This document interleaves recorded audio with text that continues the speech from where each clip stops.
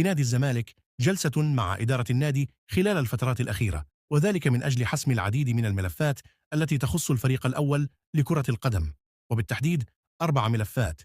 تلك الملفات هي ملف اللاعبين الراحلين، وتحديد الأسماء التي سوف يتم الاستغناء عنها نهائي أو إعارة إليه، جانب مناقشة فترة إعداد الفريق استعدادا للموسم المقبل، وإمكانية إقامة معسكر إعداد، إلى جانب ملف مستحقات اللاعبين المتأخرة. ويستعد الفريق الأول لكرة القدم بنادي الزمالك لمواجهة فريق نادي زد في المباراة المؤجلة من الجولة 23 من الدوري غدا الخميس.